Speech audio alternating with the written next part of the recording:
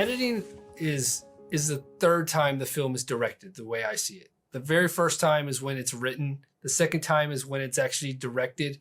And the third time is when it's edited. It took me 3 months to edit my film. And if you don't edit the film right, it can make or break your film, hands down. There are even to this day different ways that I interpret my film and how I could edit it in different ways so that it's a completely different film.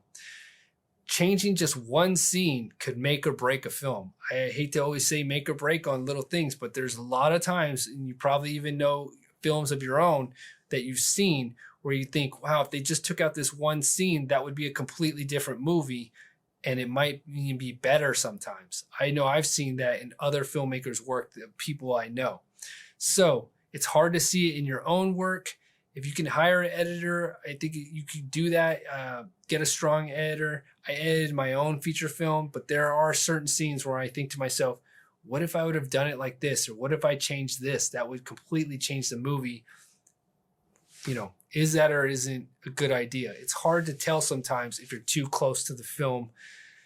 Hiring an editor is a nice luxury in my world. With a micro budget, you can't always find a editor that's going to want to take 3 months of their life to edit a film at no cost. So if you can budget for it, great. Otherwise, you're going to edit the film on your own.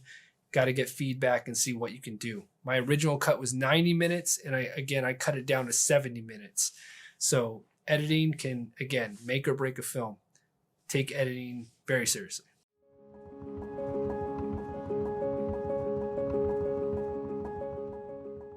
My film did not have a lot of special effects in it. There's only maybe a couple towards the end of people getting shot and things like that. I added some smoke in a few areas and things like that. Very light special effects in my film altogether. I'm not a real big fan of special effects. And I find that if it looks cheesy whatsoever, then it's actually hurting your film more than helping your film. So if you're going to be putting special effects in your film, either make them look very realistic or don't use them at all and try to work a different angle. But yeah, if need be, hire someone. There are talented people you can hire to do really great special effects. If it's not your forte, I would suggest not doing them at all. Again, it will hurt your film more than it will help your film.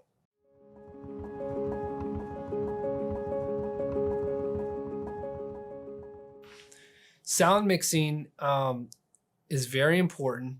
It can take a lot of time, and it can take as much as a month. And my strong suggestion, one small error I did, is I got a little hung up on my sound mix, and I was sound mixing while I was editing the film. It was a bad idea because I went back through and I ended up making changes. And so I wasted time doing some of that sound mix early. So if you're going to do any sound mixing, make sure you have a final cut before you really start going through and adding and mixing and putting all that sound together the best way and finishing it out. Instead, make a screener copy of your film, get some feedback on it, and let them know that the sound hasn't really been fully mixed yet. So sound mixing should be one of the last things you end up doing on a micro budget feature film. You can save yourself time by not mixing things that won't make the final cut. And, you know, it's going to take a while. So take the time with it. You may feel like you're going to have to rush to get it all done if you're trying to hit a certain deadline. So instead, keep in mind, it could take as much, for me, it took as much as an extra month just to edit the sound mixing.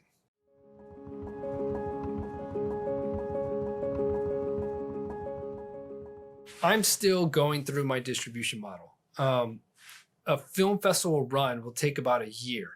So before you start reaching out to different distributors, go through your film festival run first. And I'm still going through mine. Once you reach out to those film distributors, if no one's reached out to you, then, you know, keep in mind, there's some bad deals out there. Just a distribution deal isn't great. If you're not making any money, what was the point?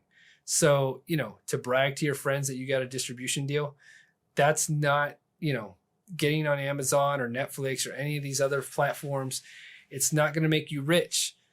So my suggestion is to actually, you know, test out the waters, you know, maybe put it online and do a pay to rent sort of basis that you created your own model and do your own marketing through social media. There's a lot of different places to test out stuff. And now's the time to do it with the micro budget film. It's also better to keep your rights. You know, you can maybe sell this later on. If your career develops later on, you could tell people, hey, would you be interested in seeing my very first feature film? So I think there's more opportunity there than taking some lowball distribution deal because they know that you're some independent filmmaker who made a film for next to nothing. For me, I have no interest in taking some low distribution deal. I would put it out on YouTube for free before I even do that, because truth is I just want to keep the rights and keep on enjoying the fruits of my labor and what I created and used it to teach myself filmmaking and all these other things. It's become so beneficial for me that I've already received a lot from it. I don't need to receive any financial gain. I basically didn't lose money on creating this film whatsoever, the way I've already released it and how I generated funds for it, which was through grant writing, which I mentioned earlier.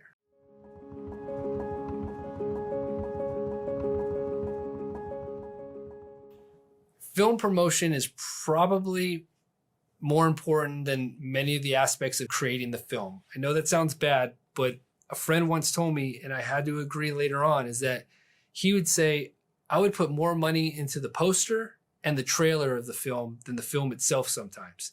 The poster and the trailer itself will get the film seen, it will get the film distributed. All of these different things could happen just from having a really good poster and a really good, trailer. If you had a right genre like horror and you have a good poster and a good trailer, people will want to see that film. And distributors will want to be able to distribute it just because they know there's a want and a need to see that film. So keep that in mind. I did not do that as much as I should have and could have, and will do a much better job on my next film. And a big reason is because I did not budget anything for marketing. That was a mistake. You need to try to figure out a marketing plan for your feature film. That includes when you're writing and directing and editing the film, figure out what type of trailer you're going to make. When you're producing the film, figure out what type of poster you're going to make ahead of actually making the film. Do this ahead of that.